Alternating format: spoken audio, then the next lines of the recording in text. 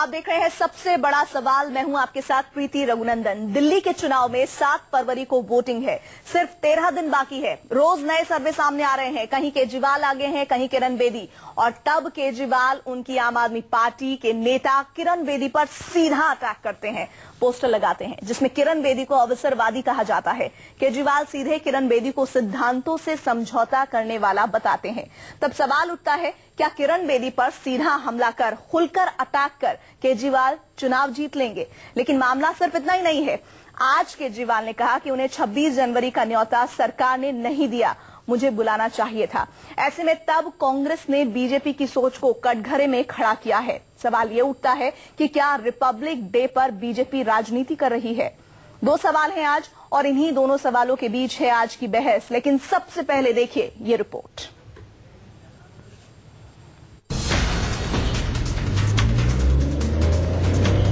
Auto पर सियासी poster चस्पाकर vote मांगना केजरीवाल की पुरानी रणनीति है और इसी रणनीति को नई धार दी गई इस पोस्टर के साथ, जिसमें सीधा अटैक केजरीवाल ने अब किरण बेदी पर किया। पोस्टर पर पूछा गया है, दिल्ली का मुख्यमंत्री कैसा हो? केजरीवाल की तरफ ईमानदार होने का ठप्पा, किरण बेदी को अवसरवादी बताया गया। पिछले 48 घंटे में किरण बेदी पर केजरीवाल और आम आदमी पार्टी खुलकर हमला कर रही है। कमान केजरीवाल ने संभाल ली। किरण बेदी जी बदल गई या बीजेपी बदल गई, ये तो बताना पड़ेगा ना। घेराव कर रहे हैं इनके घरों का, बीजेपी के नेताओं का भी और कांग्रेस के नेताओं का भी। आप एक टीम को लीड कीजिए। उन्होंने कहा नहीं, बीजेपी के नेताओं का घेराव नहीं किया जाएगा। किरण बेदी खुद पर हुए अटैक पर चुप्पी साधे हैं, लेकिन जवाब बीजेपी की तरफ से दिया जा रहा है, याद दिलाते हुए कि पिछले साल सियासत में अवसरवादी कौन हुआ था। अवसरवादिता के इसी राजनीतिक अखाड़े में कांग्रेस किरण और केजरीवाल दोनों को एक खांचे में खड़ा कर रही है। लेकिन दिल्ली के मैदान में सिर्फ आरोपों की पॉलिटिक्स नहीं हो रही, राजनीति तो रिपब्लिक डे पर भी शुरू हो गई है। केजरीवाल को 26 जनवरी का न्योता केंद्र से नहीं मिला है। केजरीवाल और कांग्रेस इसके लिए मोदी सरकार से सवाल पूछते हैं। दिल्ली की राजनीति में आज का अब सबसे बड़ा सवाल यही है, किरण बेदी पर खुलकर हमला कर क्या केजरीवाल जीत जाएंगे? क्या बीजेपी रिपब्लिक डे को राजनीति का अखाड़ा बना रही है?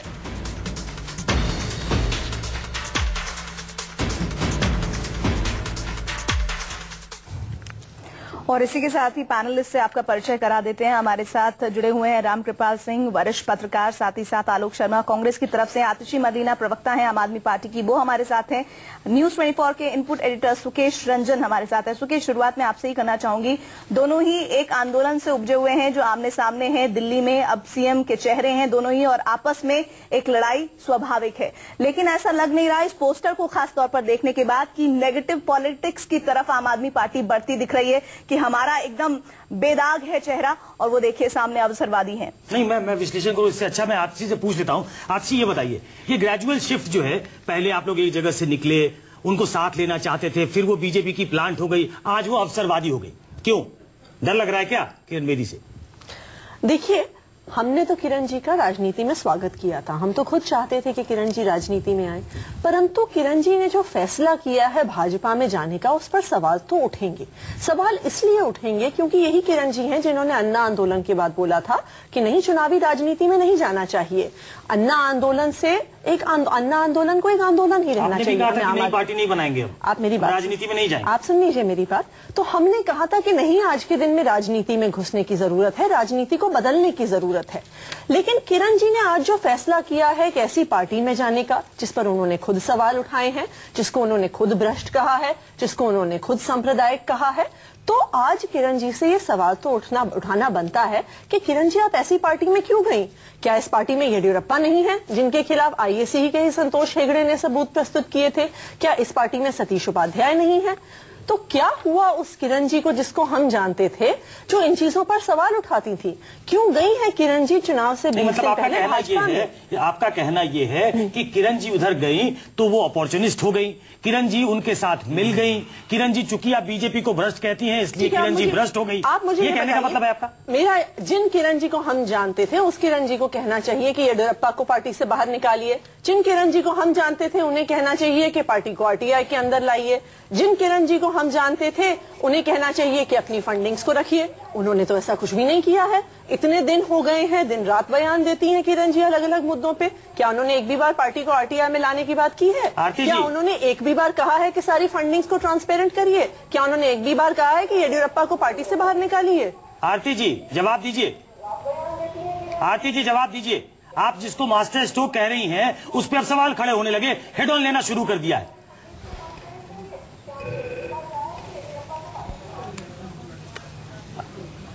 आरती जी आपको जवाब मिल रही है? आपको सवाल सुन पा रही हैं आप? तमाम सवाल अगर ये अपने संस्थापक, अपने संरक्षक, अपने डोनेशन देने वाले शांति भूषण जी से पूछे हैं कि उन्होंने तीसरे नंबर पे केजरीवाल को क्यों खड़ा कर दिया। हम तो ये सवाल उनसे देखिए, केजरीवाल जी पर तमाम उनसे पूछेंगे हम, पर आपको भी देने पड़ेंगे आरती जी। उनको जवाब दें कि अरविंद केजरीवाल जी ने 2 करोड़ का अभी उनका स्टिंग निकला है। आपराधिक छवि वाले लोगों को उन्होंने पार्टी में लिया है। वो सत्ता जो कहते थे हमारा उद्देश्य कि हम भाजपा के बारे में बात करिए आरती जी। वो कहते थे कि हम भाजपा के बारे में बात करिए आरती जी। सत्ता करना चाहते हैं, लेकिन सच्चाई क्या निकली? सच्चाई तो यह भाजपा के बारे में तो जवाब दे दीजिए पहले। या मरो की सिचुएशन में खड़े हुए हैं सामने, और ऐसी सिचुएशन में खड़े हैं तो दूसरों पे उंगली उठाते हैं। नहीं आरती जी, आप एक उंगली उठाएंगे, 3 उंगली। आरती मेहरा जी वो सवाल पूछेंगे, वो सवाल हम पूछेंगे। आरती जी वो सवाल हम पूछेंगे, आरती जी से पूछ लेंगे। आप ये इस सवाल का जवाब दीजिए। विश्वसनीयता है। क्या मेरी आवाज मिल रही है आपको?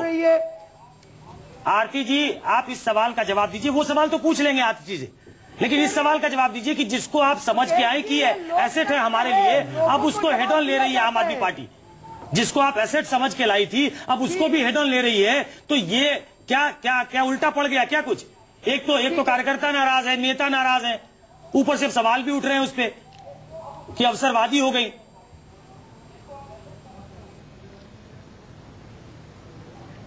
मेरे को आवाज तो मिली नहीं। चलिए, लग रहा है आरती जी तक आवाज नहीं पहुंच पा रही है। इस बीच हम इस चर्चा में, आरती जी आवाज आ रही है? हेलो चलिए आलोक जी से पूछ लीजिए। आलोक जी बताइए, पोस्टर वॉर चल रही है, आपकी सरकार रही 15 साल, आप तो पोस्टर से गायब है, चर्चा से भी गायब है। अपने आप को कहाँ देख रहे हैं? जो आंदोलन से उपजे वो मेन पॉलिटिक्स में दिख रहे हैं आमने सामने? देखिए, मैं समझता हूं कि जो भी 2 लोग जो मेन 2 चेहरे थे जो आंदोलन से अपने आप को उपजा हुआ मानते हैं, आज वो दोनों ही कहीं ना कहीं अवसरवादी हैं।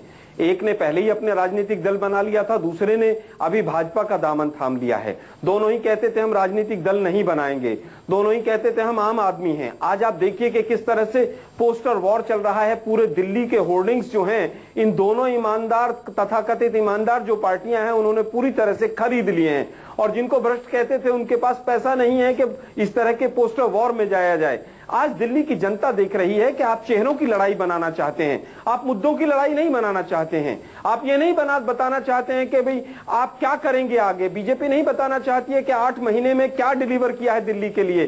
बीजेपी नहीं बताना चाहती है कि 8 साल में कॉर्पोरेशन ने क्या डिलीवर किया है। अपने मेयर्स के फोटो लगाइए ना, आप अपने मेयर के नाम पर वोट मांगिए दिल्ली में, लेकिन ऐसा कुछ भी नहीं हो रहा है। मैं समझता हूँ पूरी तरह से आपने भी लगाए हैं सोनिया गांधी के। आलोक जी, इस तरह के छोड़े जा रहे हैं। आलोक जी, कुछ पोस्टर तो आपने भी सोनिया गांधी, राहुल गांधी के लगाए हैं, लेकिन मुझे लगता है कि वो काम नहीं कर रहा है। रामकृपाल जी, ये जो पूरी लड़ाई है, सोनिया गांधी जी, राहुल गांधी जी हमारे अध्यक्ष और उपाध्यक्ष हैं, उसमें कहीं प्रॉब्लम नहीं, कोई प्रॉब्लम नहीं है। लेकिन आप सुनते हैं रामकृपाल जी खुश रखने के लिए रामकृपाल जी, पोस्टर जो नया आया है कांग्रेस का वो मैं बता दूं, आलोक जी तो जानते होंगे, लिखा हुआ है टूट गई विकास की डोर, आओ चले कांग्रेस की ओर। 15 साल से तो डोर आपसे टूटी, तभी तो मौका दिया दूसरी पार्टियों को, और अब क्या स्थिति है इस पर आप विश्लेषण। देखिए 100 नंबर का बिल्कुल नहीं। पिछले 1 साल में दिल्ली की रामकृपाल जी को सुन लें। मैं आना चाहूंगी।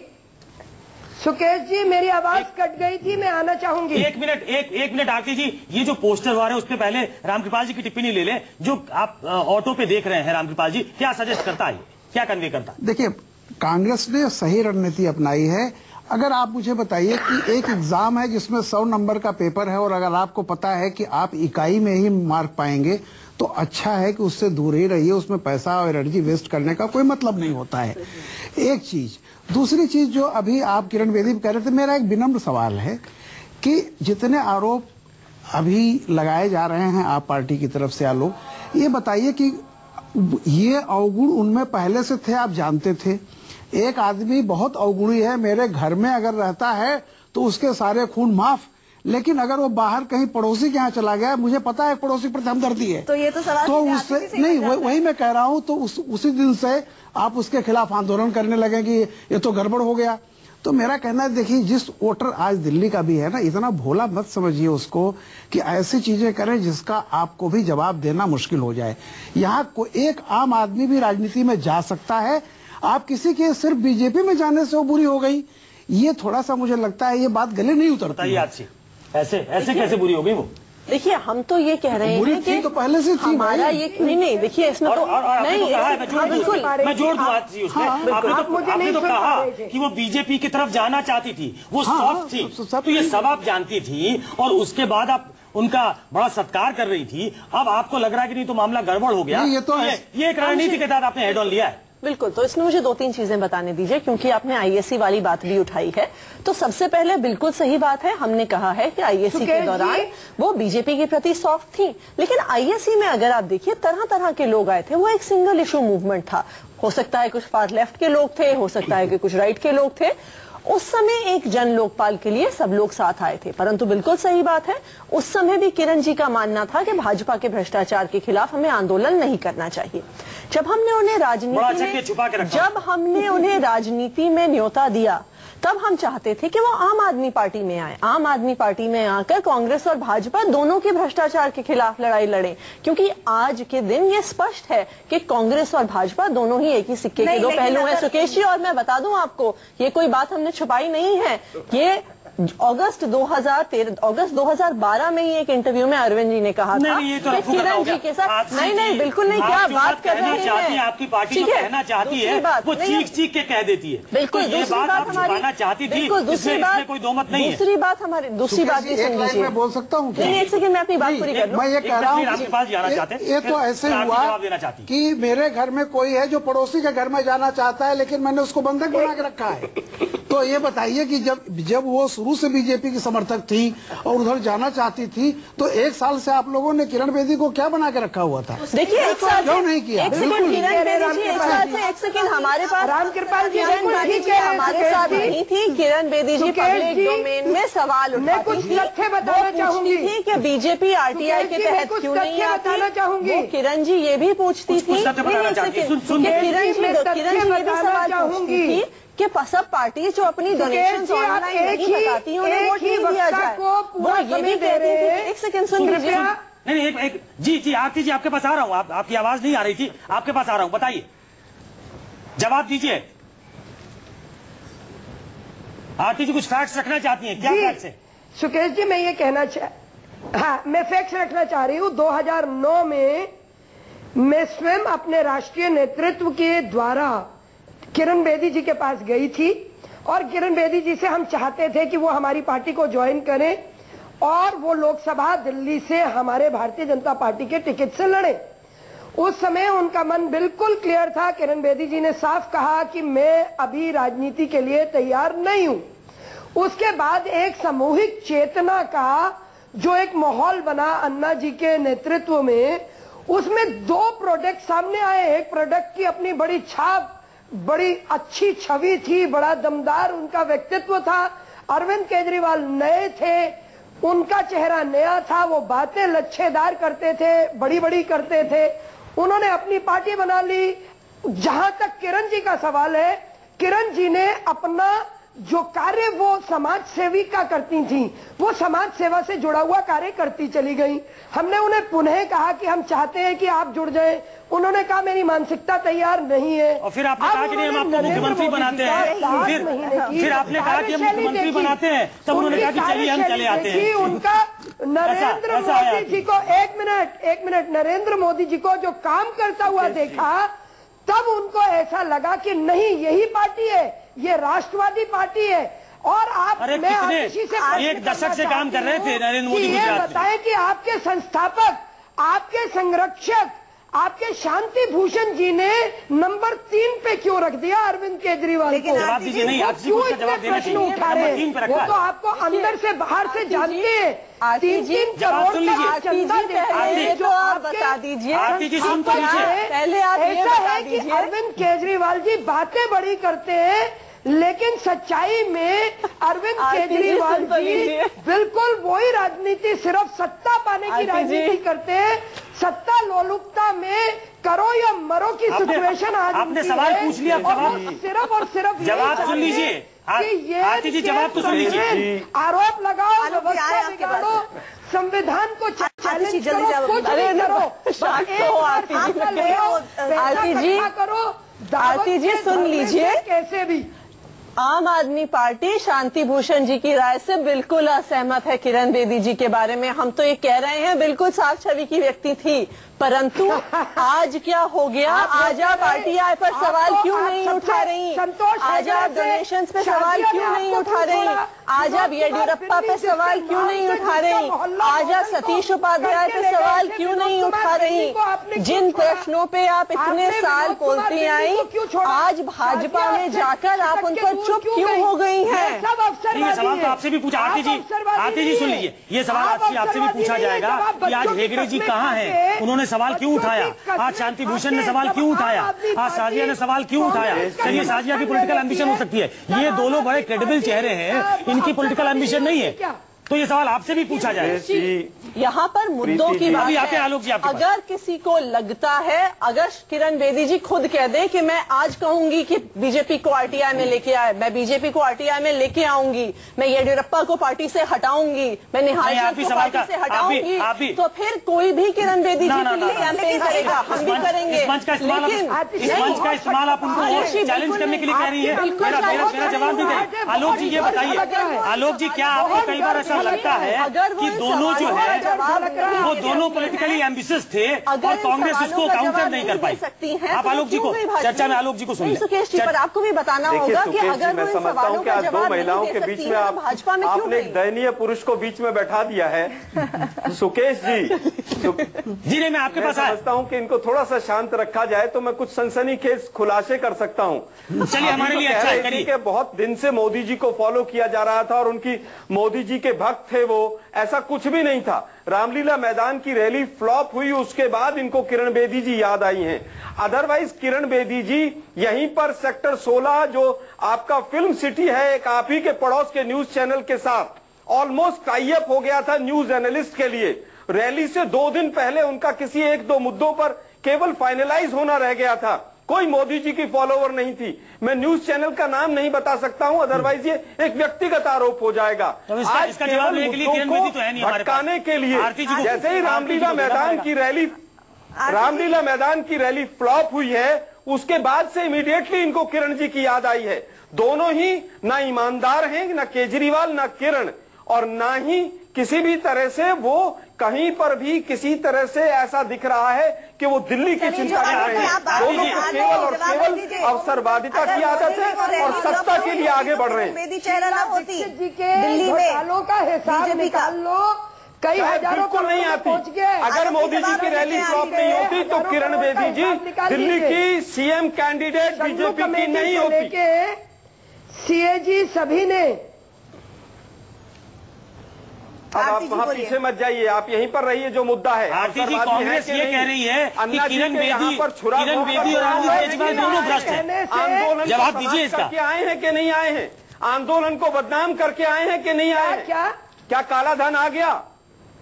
क्या भ्रष्टाचार हो गया? क्या लोकपाल नियुक्त हो गया हिंदुस्तान में? तमाम मुद्दे वहीं के वहीं हैं। उसके बावजूद अगर आप राजनीति पूरी तरह से अवसरवादी। आलोक जी, नरेंद्र मोदी जी जब से आए भ्रष्टाचार की बात नहीं होती। क्या लोकपाल नियुक्त कर दिया मोदी जी? की बात सेंट्रल विजिलेंस ऑफिसर नियुक्त कर दिया हिंदुस्तान में? मुख्यमंत्री पे नहीं है। आप इंफॉर्मेशन के लिए टॉप पोस्ट ऑफिसर आपने अभी तक जो 3 मेन टूल्स थे भ्रष्टाचार से निपटने के, वो तीनों की ही नियुक्ति आपने नहीं की। मोदी जी ने किया दो बार उसके और उसके बाद मोदी साहब ने ये भी कह दिया, अमित शाह ने भी ये कह दिया कि काला धन नहीं आ सकता है। अगर किसी ने किया, आप ही के सांसद पार्लियामेंट में कहते हैं कि काला धन वापस नहीं आ सकता है। को नीचे लाए हैं लगातार देश को बांधने का काम आरती जी रामकृपाल जी में जाके कम कर दिए। ऊपर उठाना आज ओबामा जी भी हमारे यहाँ पे आते हैं। आरती जी बिना रुकने के लिए लगातार बोली जा रही है। बीच में रामकृपाल जी को बीच में लाना चाहता हूँ। एक मिनट सुन लीजिए रामकृपाल जी, ओबामा जी भी एक क्रेडिट को इंडिया के करप्शन का जो मूवमेंट था उसको आप देंगे कि अब भ्रष्टाचार जो है वो विमर्श के केंद्र में है। दोनों एक क्रेडिबल चेहरा दोनों पार्टियों को चाहिए, हमला चाहे जो हो जाए। लेकिन ये उस आंदोलन की एक खासियत तो थी कि हर कोई एक ऐसा चेहरा चाहता है जो बेदाग है। मैं इतने नहीं कह रहा हूं कि बल्कि उस आंदोलन ने हिंदुस्तान में ये कहा कि चाहे जो भी रहे पार्टी आए, चाहे बीजेपी रहे, कांग्रेस रहे, कोई भी रहे, लेकिन पारंपरिक राजनीतिक शैली बदलनी होगी। ये उस आंदोलन की बहुत बड़ी देन है जो आप और बेसिक बात कर रहे हैं। जनता के प्रति जवाबदेही और भ्रष्टाचार, ये मुद्दे जो आज पूरे के पूरे मिडिल क्लास को जो जागृत किया, जिसको आप यूथ कह लीजिए, जो आज सारा है, जिसको लेकर लोग डर रहे हैं। ठीक है, आज कोई पार्टी जीतती है, कौन विकल्प बनता है, लेकिन देखिए उस आंदोलन ने इस धारा को बदला। दुखद यही है, मुझे एक बात कहूं कि वो आंदोलन शुरू हुआ था लोकपाल हर कीमत पर, आज मैं देख रहा हूं कुर्सी हर कीमत पर। ये लोकपाल से कुर्सी तक की यात्रा ये थोड़ी सी दुखद है, लेकिन निश्चित तौर पर वो जो एक चीज शुरू हुई थी वो आज भी हिंदुस्तान में है, वो सवाल रहेगा, वो सवाल को कोई टाल नहीं सकता और लोग डरेंगे। लोगों ने पारंपरिक राजनीति छोड़ी है। आपको याद होगा केजरीवाल के सत्ता में आते ही, जो मैं तारीफ भी करूंगा, वसुंधरा राजे जी रेड सिग्नल पर रुकने लगी थी, राजस्थान केजरीवाल के अंडर में नहीं आता था। तो इसमें नो डाउट ये धाराएं बदली हैं, सवाल बदले हैं, तरीके बदले हैं और बदलने पड़ेंगे। और खास तौर पर आम आदमी पार्टी और इस दौरान जिस तरह से चुनाव सरगर्मियां चल रही हैं, बीजेपी को भी ऐसा कैंडिडेट चाहिए था जो एक क्रेडिबल फेस के तौर पर हो, चीफ मिनिस्टर के कैंडिडेट के तौर पर। किरण बेदी का नाम इसलिए सामने आया, लेकिन सबसे बड़ी बात ये कि 15 साल शासन करने के बावजूद हाशिए पर पहुंचती जा रही कांग्रेस, अभी तक कोई स्थिति साफ नहीं हो रही है कि भविष्य में क्या होने जा रही है कांग्रेस की स्थिति है। सबसे बड़ा सवाल में बीजेपी की तरफ से हमारे साथ अमन सिन्हा आप जुड़ गए हैं। अमन, मेरा सीधा सवाल आपसे ये कि लगातार आम आदमी पार्टी आप पर यह आरोप लगा रही है, आज पोस्टर भी आपने देखा होगा कि किरण बेदी अवसरवादी है, मौका मिला और तुरंत बीजेपी में और सीधे सीएम की उम्मीदवारी ले ली। लेकिन सवाल तो आपसे इसलिए भी पूछा जाना चाहिए, क्या बदल गया है? किरण बेदी की सोच बदल गई है, बीजेपी बदल गई है या हालात बदल गए हैं? देखिए प्रीति जी, अवसरवादिता का परिचय तो आम आदमी पार्टी देती रही है शुरू से, और इसके अनेक उदाहरण हैं। मैं अभी नहीं समझता कि आपका समय व्यर्थ करूं उनको गिनाने में, पर यह बात तो स्पष्ट दिखती है आम आदमी पार्टी के रुख से कि जब से किरण बेदी जी का नॉमिनेशन हम लोगों ने मुख्यमंत्री के तौर पे उनका नाम सामने रखा है, तो ये लोग बड़े ही शेकन और रैटल्ड जो है महसूस कर रहे। रोज उनको क्रिटिसाइज करने के अपने अर्ज में ये लोग सेल्फ कॉन्ट्राडिक्टरी जो है अंतर विरोधी बयान दे रहे हैं। एक दिन पहले क्रिटिसाइज कर रहे थे कि किरण बेदी जी ने कभी बीजेपी का पहले क्रिटिसिज्म किया था, आज कह रहे हैं कि किरण बेदी जी सिंपैथाइज करती थी पहले। तो आप पहले अपनी राय कायम करिए कि क्या आपके मन में क्या विचार है। तो ये सब अवसरवादिता तो स्पष्ट दिखती है कि आम आदमी पार्टी की तरफ से अवसरवादिता है, और वो कितने डेस्परेट हैं किसी भी तरह से सत्ता में आने के लिए, और किरण बेदी जी के आने पे उनका क्या हाल है, किस तरह से इन लोगों का संतुलन बिगड़ रहा है। के लोग इस प्रकार की भाषा प्रयोग करते हैं। प्रधानमंत्री जी कहते हैं नक्सली हैं, जंगल में चले जाइए। विजेंद्र गुप्ता कहते हैं अरविंद केजरीवाल मदारी हैं। नहीं, ये तो आपकी पार्टी के नेता ही कहते हैं। शर्मा कहती हैं अरविंद केजरीवाल ने ऑन रिकॉर्ड ये कहा है ये बताइए कि उनकी आइडियोलॉजी है अनार्की और उनका एजेंडा है एजिटेशन। क्या कभी हमने प्रधानमंत्री जी ने तो जो अपने बारे में क्लेम करते हैं उसको रिपीट किया, हमने हमेशा मुद्दे की बात उठाई है। जी ने आपके लोग कहते हैं कि ये नक्सली हैं, जंगल में जाओ, फिर कहते हैं विजेंद्र गुप्ता मदारी हैं। आप बताइए क्या लगता है? चेहरा और अपना प्रोग्राम लेके लोकसभा चुनाव में गई, क्या परिणाम हुआ प्रीति जी? 420 से ज्यादा सीटों पे जमानत जब्त करने का वर्ल्ड रिकॉर्ड बनाया इन्होंने, और अब आके कह रहे हैं कि अरविंद केजरीवाल उनका महिमा मंडन कर रहे हैं। तो अगर अभी भी हमारे मित्र ये समझने को तैयार नहीं है, जनता ने जब स्पष्ट रूप से अपना जनादेश दे दिया, अपने आप को सुधारने को तैयार नहीं है, तो फिर उनका वही अंजाम होगा जो लोकसभा चुनाव में हुआ। और दिल्ली में जितने भी चुनाव हुए प्रीति जी, चाहे दूसरा इलेक्शन हो, लोकसभा इलेक्शन हो या दिल्ली कैंटोनमेंट बोर्ड हो, सब जगह भारतीय जनता पार्टी ने स्वीप किया। तो अमन जी बताइए, अगर भारतीय जनता पार्टी इतना स्वीप ही कर रही थी तो दिल्ली में कुछ दिन पहले तक तो आपके सब प्रवक्ता कहते थे हमें तो सीएम फेस ही नहीं चाहिए, हम तो मोदी जी के चेहरे पे चुनाव लड़ेंगे, हम तो हर जगह मोदी जी के चेहरे पे जीत के आते हैं। तो अगर आपको मोदी जी के चेहरे पे इतना ही भरोसा था और आम आदमी पार्टी हारने ही वाली थी, तो आपको सीएम फेस क्यों लेना पड़ा अमन जी? नहीं, देखिए, मोदी जी पे खाली हम लोगों को भरोसा नहीं है, पूरे देश को भरोसा है। 2014 का लोकसभा चुनाव विश्व का सबसे बड़ा लोकसभा चुनाव था, उसका मैंडेट मोदी जी और भाजपा को मिला। उसके बाद जो जितने भी प्रदेश के चुनाव हुए प्रीति जी, आपको ध्यान होगा, चाहे हरियाणा हो, चाहे महाराष्ट्र हो, जम्मू कश्मीर हो, सब जगह, झारखंड हो, हर जगह भाजपा का अभी तक का सर्वोत्तम प्रदर्शन रहा। तीनों प्रदेशों में हमारी सरकार बन गई, चौथे में मुझे उम्मीद है कि जल्दी ही बन जाएगी। तो इसलिए और किसी के सर्टिफिकेट की आवश्यकता नहीं है। जब जनता मुझे लगता है कि हर प्रदेश में, मुझे लगता है मैं रेलेवेंट हो जाऊंगा इस पूरे डिबेट में, आपस में चर्चा हो रही है। अमन मैं सुकेश बोल रहा हूँ, भाजपा डिसाइड करेगी। अमन जी बहुत चर्चा हम आपके आने के पहले इस पे कर चुके हैं। हम जरा दूसरी तरफ भी चलेंगे, लेकिन एक सवाल बहुत सही उठाया था रामकृपाल जी ने कि आपने मुद्दों की राजनीति शुरू की थी, और चूंकि पूरी राजनीति वो इंडिया अगेंस्ट करप्शन से शुरू हुई, अब दोनों नेताओं की, चाहे वो किरण बेदी चाहे वो अरविंद केजरीवाल हो, तो लोकपाल की लड़ाई से कुर्सी की लड़ाई तक आ गई। तो बदल तो आप भी गए आज। क्या बात कर रहे हैं? हम कहीं लोकपाल नहीं है आपकी।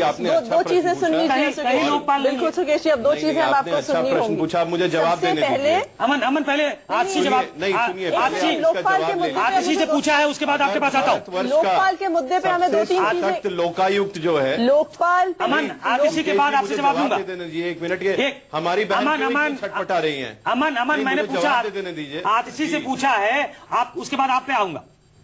देखिए सुकेश जी, आप हमसे कह रहे हैं कि हम लोकपाल के मुद्दे पे सीरियस नहीं हैं। हमने तो लोकपाल के पीछे पिछले साल दिल्ली से सत्ता छोड़ दी। आज भी आम आदमी पार्टी लोकपाल के प्रति कमिटेड है।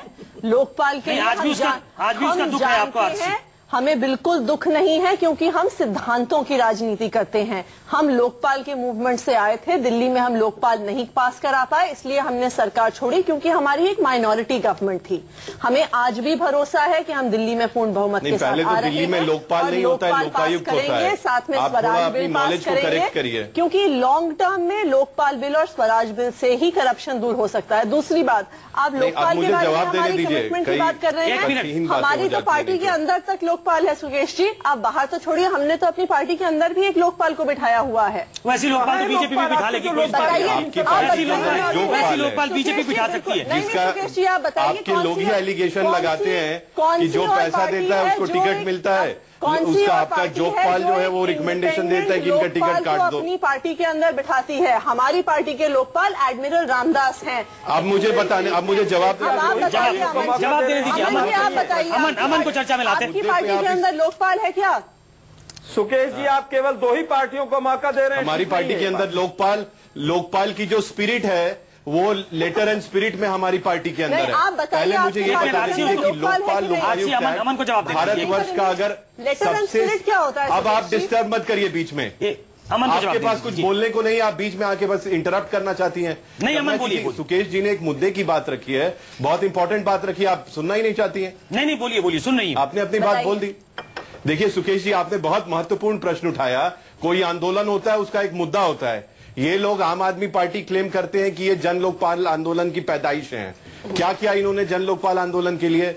सबसे जो सशक्त मजबूत लोकायुक्त एक्ट आया, जो भारतीय जनता पार्टी की उत्तराखंड में सरकार थी, मैं वहां पे उस समय एडवोकेट जनरल था, उत्तराखंड लोकायुक्त एक्ट लेके आए हम लोग, जो कि स्वयं जिसकी तारीफ अन्ना हजारे ने की। गुजरात में ये मॉडल स्टैट्यूट है लोकायुक्त करने में आप सुप्रीम कोर्ट क्या हुआ लड़ाई लड़ते हुए। नहीं, आप अब फिर बीच में मत आ जाइए। नहीं, लेकिन रेलेवेंट सवाल, बहुत वैलिड सवाल का जवाब देने को तैयार है। क्या हुआ? सबसे कमजोर वो सबसे मजबूत लोकायुक्त एक्ट जो है उसको रिपील कर दिया कांग्रेस पार्टी ने, और ये आम आदमी पार्टी जो अपने आप को कहती है कि लोकपाल आंदोलन की पैदाइश है, उसने एक विस्पर भी नहीं किया, एक चू तक नहीं की, और ये कांग्रेस पार्टी के साथ जाके मिलकर सरकार बना ली, जो कि वर्स्ट मॉडल ऑफ गवर्नेंस का, कुशासन का जो सबसे बढ़िया उदाहरण, सबसे तीनों ही उन्होंने दिया। तो आप बात करेंगे लोकपाल की, आपने लोकपाल का जो है खाली इस्तेमाल किया है और आपने कुछ नहीं किया, और किसी की विश्वसनीयता है इस मुद्दे पे तो वो भारतीय जनता पार्टी की है, जिसने 2012 में सबसे पहले लोकपाल डिलीवर किया था। अमन जी, मैं दोनों की बात को आर्टिकुलेट कर देता हूं। अमन, उसमें उसको बनाने में अगर सबसे अहम रोल किसी का रहा है तो अरुण जेटली जी का रहा है, रविशंकर प्रसाद जी का रहा है, कई जो नहीं, बहुत सही है लीगल ह्यूमनरीज है। नहीं, एक मिनट अमन से मैं दोनों की बात को एक मिनट क्यों नहीं कर रहे हिंदुस्तान में? आलोक जी मैं आपकी बात को आर्टिकुलेट कर देता हूं। अमन, आप ये बताइए कि 7 महीने 8 महीने, अमन जी 7-8 महीने हो गए, लोकपाल बनाने की दिशा में क्या कदम उठाया गया? अगर हम मुद्दों की बात कर रहे हैं तो इस पे कर लें। लोकपाल बनाने की दिशा में क्या कदम लिया गया है? सीबीसी नहीं है, लोकपाल नहीं है, वैलिड सवाल है, इसका जवाब देना चाहिए आपको। सुनिए, हाँ उसका जवाब दे रहा हूं, अगर आप प्रश्न रोकेंगे तब तो जवाब दूंगा कुछ। मैं तो चुप हूं, बताइए। देखिए, ऐसा है, उसकी एक वैधानिक पद्धति दी गई है, कॉन्स्टिट्यूशनल अमेंडमेंट में उसकी एक वैधानिक पद्धति दी गई है, और उस हिसाब से लोकपाल को कंस्टिट्यूट किया जा रहा है। एक्ट पास हो गया है, it is in process of implementation, और किसी भी चीज को जब कोई भी नई अथॉरिटी बॉडी तो उसको इम्प्लीमेंट करने का प्रोसीजर कॉन्स्टिट्यूशन में ही ले डाउन किया गया है, उसके रूल्स ले डाउन किए गए हैं, और उस वैधानिक पद्धति की तहत उसको कंस्टिट्यूट किया जा रहा है। और जैसे उसकी सिलेक्शन रूल्स को ले डाउन करके चली गई, जो है आपने उन रूल्स को फॉलो करने के लिए कौन सा कदम उठाया? लोकपाल का सिलेक्शन होगा, और लोकपाल के ऑफिस के लिए एक इंफ्रास्ट्रक्चर चाहिए, वो भी क्रिएट किया जा रहा है। अमन जी, सवाल सीधे ये था, ईमानदार वर्सेस अवसरवादिता का पोस्टर छपा हुआ नजर आया, उसी पर हम डिबेट कर रहे हैं, लेकिन ये लोकायुक्त पर पहुंच गया और डिबेट अब कहां जा रही है कुछ अता पता नहीं है, और कोई रुकने को तैयार नहीं है। लेकिन इसमें रामकृपाल जी को मैं जोड़ना चाहूंगी। रामकृपाल जी, ये पूरी जो बहस हो रही है, इसके विश्लेषण में आप क्या देख रहे हैं? डिबेट तो मुद्दे देखिए, अभी आपने ही जो एक बात कही ना कि पोस्टर में क्या है, कुछ ईमानदार अवसरवादी वर्सेस अवसरवादी, है ना। तो ईमानदारी से एक लड़ाई शुरू हुई थी जो आज अवसरवाद में पलट चुकी है। न बीजेपी के लिए लोकपाल महत्वपूर्ण है, ईमानदारी की बात है, लोकपाल या लोकायुक्त, न आप पार्टी के लिए वो महत्वपूर्ण है। देखिए नहीं, एक बात बताऊं, आपने लोकायुक्त के मुद्दे पर आपने इस्तीफा दिया, और उसके बाद केजरीवाल कह रहे हैं हाँ हमसे गलती हो गई, मुझे इस्तीफा नहीं देना चाहिए था, सब जगह जाकर माफी मांगी है, माफ कीजिएगा। फिर अभी सुकेश जी ने जब पूछा कि आपको दुख है इस बात का, तो आपने कहा बिल्कुल नहीं है, हम सिद्धांत की लड़ाई लड़ रहे हैं। तो फिर किस बात की माफी मांगने गए थे केजरीवाल? मैं बताती हूँ, और उसी कांग्रेस के समर्थन से आप आए थे सत्ता में। पहली बात तो यह है कि 28 सीटें लेकर के किसी ने, डॉक्टर ने कहा था कि आप जाके सरकार बनाएं। 36 सीट अगर आपको नहीं मिली, अगर जनता ने आपको मैंडेट नहीं दिया तो आपको बनाना नहीं चाहिए था। उस समय तो आप पूछने गए, इस्तीफे के समय आपने पूछा नहीं, इस्तीफा दे दिया। और देखिए, इतने दिनों से मैं भी सुन रहा हूँ टीवी पर, आप सब लोगों को देख रहा हूँ, कहीं भी जिस सवाल को लेकर के आप रामलीला मैदान में आए थे, इतना बड़ा आंदोलन किया था, वो सवाल पीछे छूट गया है। आरसी जी, मैं विनम्रता से बात कह रहा हूँ, कहीं ना कहीं छूट गया है। नहीं आरसी, देखिए ये कंक्लूड नहीं हो सकती डिबेट, हम एक दूसरे मुद्दे को भी लाना चाहते हैं साथ में। अब कोई भी एक दूसरा मुद्दा ले ले, जो आज का अहम मुद्दा है। रामकृपाल जी ने आम आदमी पार्टी जो है, डिबेट हो रही है, इन्होंने लोकपाल तो बना नहीं, तो ये डिबेट तो बहुत लंबी चल सकती है। मैं दूसरा मुद्दा लाना चाहता हूँ, आज वो मुद्दा छूट जाएगा। आपको एक बात माननी पड़ेगी, ये कभी यहाँ पे लोकायुक्त लाना ही नहीं चाह रहे थे। लोकायुक्त को इंट्रोड्यूस करने के लिए विधानसभा में 28 सीटें आई थी, तो ये ना ये बात करें कि हम लोकपाल के पक्ष में थे और जानबूझ के उन्होंने गलत प्रक्रिया, ये क्रेडिट इंडिया के करप्शन मूवमेंट को जाता है, इसमें कोई दो मत नहीं। हम दूसरे विषय पे आना चाहेंगे। दूसरा विषय आज का हमारा ये है कि जिस तरीके से अब अरविंद केजरीवाल ने हर किसी को हेड ऑन लेना शुरू किया है। पहले तो वो उन पे आरोप लगे कि वो गणतंत्र दिवस में जाना नहीं चाहते, ये तो होना ही नहीं चाहिए, उन्होंने एक जमाने में ये भी कह दिया था। और आज उनको तकलीफ इस बात की है कि उनको बुलाया नहीं गया। क्यों नहीं बुलाया अमन जी? आपने इन्विटेशन तो भेजते। नहीं नहीं, ये बिल्कुल गलत है। सुनिए, पहली बात तो ऐसा कोई प्रोटोकॉल नहीं। दूसरी बात, वो जब भी अरविंद केजरीवाल जी जाना चाहेंगे वो लिखित रूप में दें और उनको डिफेंस मिनिस्ट्री से इनविटेशन मिल जाएगा। खाली यहाँ पे इसकी एक नौटंकी करने का कोई इसका अर्थ नहीं है। पिछले साल ये कह रहे थे कि रिपब्लिक डे होना ही नहीं चाहिए, रिपब्लिक डे में व्यवधान कर नहीं, बीजेपी वही अरविंद केजरीवाल है जो कि पिछले साल रिपब्लिक डे में व्यवधान क्रिएट करना। सबसे बड़ा सवाल ये कि क्या रिपब्लिक डे को लेकर बीजेपी राजनीति कर रही है या फिर बीजेपी जो इल्जाम लगा रही है कि अरविंद केजरीवाल नौटंकी कर रहे हैं, वो तो खुद ही पहले कई दफे मना कर चुके हैं और इस तरह के प्रोग्राम को भी खारिज कर चुके हैं। हम सीधे रुक कर लेते हैं। आलोक शर्मा कांग्रेस से हमारे साथ है। आलोक जी, क्या लगता है, इन्वाइट करना चाहिए था और नहीं किया तो इतना बवाल नहीं होना चाहिए था? देखिए प्रीति जी, वो दिल्ली के पूर्व मुख्यमंत्री हैं। अगर प्रोटोकॉल में उनको बुलाया जाना चाहिए था तो किसी की भी सरकार हो उसको बुलाया जाना चाहिए। और अगर नहीं प्रोटोकॉल में है तब कहीं पर भी कंपल्शन नजर नहीं आती है। फिर जो भी केंद्र में शासन में है उसकी निष्ठा के ऊपर, उसकी कितनी उसको बुलाने की इच्छा है उसके ऊपर निर्भर करता है। लेकिन अगर प्रोटोकॉल में है, चाहे वो नक्सली शब्द से उनको नवाजें चाहे किसी से भी नवाजें, दिल्ली की जनता ने उनको 28 सीटें दी थी। मैं समझता हूं दिल्ली के पूर्व मुख्यमंत्री हैं, उनको बुलाया जाना चाहिए था। प्रोटोकॉल में नहीं है तो प्रश्न नहीं उठना चाहिए। आतिशी, नहीं, एक मिनट आ रही हूं, अमन आपके पास में आ रही हूँ। आतिशी से सवाल का जवाब ले लेती हूँ। आतिशी, सरकारी बंगला गाड़ी नहीं लेते हैं, शपथ लेते हैं तो मेट्रो से ट्रैवल करते हैं, तमाम तरह की बातों को खारिज करते हैं, इतना विवाद क्यों? नहीं बुलाया, नहीं बुलाया? नहीं, देखिए, अगर उन्होंने नहीं बुलाया तो नहीं बुलाया, हम कह भी नहीं रहे हैं बुलाइए, पर ये भाजपा की मानसिकता दिखाता है। एक दिन रामलीला मैदान की रैली में प्रधानमंत्री कहते हैं नक्सली हैं, इन्हें जंगल में भेज दो। विजेंद्र गुप्ता इनके सीनियर लीडर हैं, कहते हैं अरविंद केजरीवाल मदारी हैं। नुपुर शर्मा आधे घंटे पहले बयान देती हैं कि अरविंद केजरीवाल बंदर की तरह डाल से डाल पे कूद रहे हैं। और आज के दिन दिल्ली के एक पूर्व मुख्यमंत्री और आज के दिन में भी दिल्ली के बहुत ही एक पॉपुलर लीडर को, जिसको दिल्ली की जनता जिसका सम्मान करती है, दिल्ली की जनता जिसे चाहती है, ऐसे व्यक्ति को नहीं बुलाना रिपब्लिक डे के लिए बहुत ही मानसिकता। पे बैठ गए। देखिए, वो महिलाओं की सुरक्षा के मुद्दे पे धरने में, क्या आपको लगता है कि महिलाओं की सुरक्षा का मुद्दा महत्वपूर्ण मुद्दा नहीं है? कोई फर्क नहीं पड़ता है। क्या आपको लगता है सुकेश जी, महिलाओं की सुरक्षा का मुद्दा महत्वपूर्ण मुद्दा नहीं है? तो क्या उस मुद्दे पे अगर वो चीफ मिनिस्टर भी थे तो क्या उस मुद्दे पे मुद्दा गलत था? अब सवाल ये है कि क्यों भाजपा इस तरह की तुच्छ राजनीति कर रही है, जैसे चाहे ऐसे तुच्छ राजनीति करते हैं आप? इतनी तुच्छ राजनीति क्यों कर रहे हैं? नहीं, देखिए, तुच्छ राजनीति तो आम आदमी पार्टी कर रही है। हाँ सुकेश जी, मैं आपका सवाल समझ गया। पिछले साल यही अरविंद केजरीवाल कह रहे थे रिपब्लिक डे नहीं होना चाहिए, उसमें व्यवधान क्रिएट करने की कोशिश कर रहे थे। अब की बार कह रहे हैं कि वो रिपब्लिक डे जो है उसमें जाना चाहते हैं। अगर जाना चाहते हैं तो किसी ने रोका है क्या? वो लिखे सरकार को और सरकार उसके बाद उनको इन्विटेशन देगी। उनकी तरफ से तो ऐसा कुछ नहीं आया और ऐसा कोई प्रोटोकॉल नहीं है। सुकेश जी, अगर मुझे अपने देश के अगर गणतंत्र दिवस में जाना होगा तो क्या मैं उसके लिए किसी इनविटेशन की आवश्यकता है? मैं जाऊंगा। आप देखिए कितनी लंबी लंबी लाइन लगी है बाहर, आम जनता के टिकट ले रही है। आपको अगर लिखित तौर पे न्योता आएगा तब आप जाएंगे, इसका क्या मतलब है? अगर आपको जाने की इतनी उत्तेजना उत्सुकता है तो आप जाइए। आपको किसी ने रोका है क्या? आप खाली इस पे राजनीति करना चाहते हैं। पड़ेगा। क्लोजिंग कमेंट में चाहती हूँ रामकृपाल जी, आपके एक्शन मुझे सिर्फ इतना ही कहना है, कोई प्रोटोकॉल नहीं है और अगर वो लिखेंगे तो सरकार उसको जरूर अप्रोप्रिएटली कंसिडर करेगी। मुझे इतना ही कहना है कि सफलता हमेशा अभिमान के पैकेट में आती है। अमन जी, बीजेपी सफलता का ग्राफ बीजेपी का जितना बढ़ा है उसी अनुपात में शालीनता का भी बढ़ना चाहिए था। केजरीवाल चाहे कुछ भी हो, लेकिन वो 49 दिन के सही मुख्यमंत्री थे।